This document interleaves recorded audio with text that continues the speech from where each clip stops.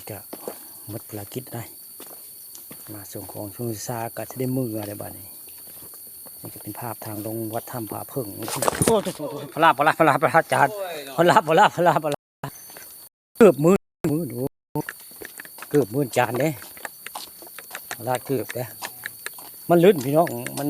ลื่นแต่มันฝนตกหากระยาเนี่ยพวกมันเปียกน้ำจานเลยใส่เกือบมันมืดได้นี่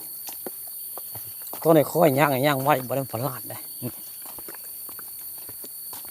ย่างตามหลังจานกู้กับพลาดพี่น้องเอ้ยพาจานเพิ่นมาที่มาจานเพิ่นมาบริเวณวัดถ้ำผาพึ่งมันนี่เรียภารกิจได้นี่พากันเมื่อแล้วบ้านนี้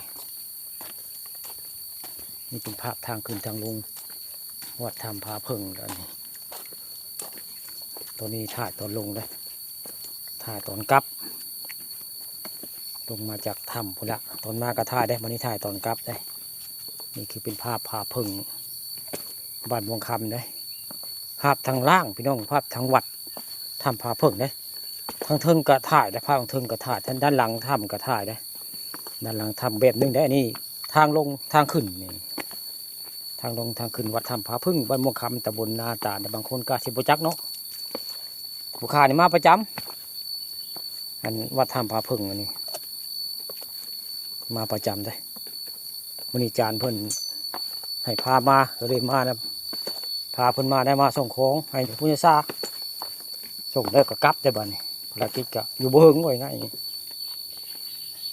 มาไวเมื่อไวไว้ง่ายตอนเมื่อใครพี่น้องย่างเมื่อมันลงมอได้ตอนขึ้นที่จากเศร้าได้จานเพิ่นเศร้าเพิ่นเมื่อยตอนลงใครเนี่ยบ่จานง่ายเนาะระวังอย่าย่ำพลาดนะจานเนาะมันฝนตกยาเดี๋ยวหากระพ้นหากระยาพี่น้องก็เลยอย่าพลาดได้อันให้ระวังได้มาวัดพระเพิงนี้ระวังอย่าพลาด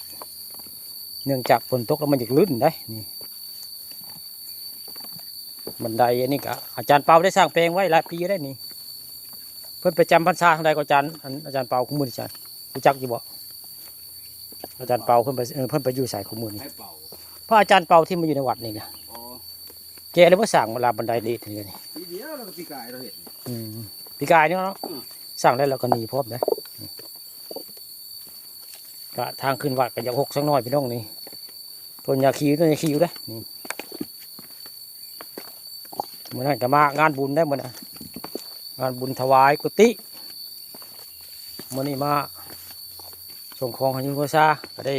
พาเพิ่นมาได้เมื่อนี้พอบอกเงาพี่น้องมาผู้เดียวบอกเงานะมันว่าวิ่งได้เพราะจานมาป่ามาเขามันนี่มามีคู่มีชิงใครอยู่นี่บอกว่าวิ่งแล้วกับบอกเงา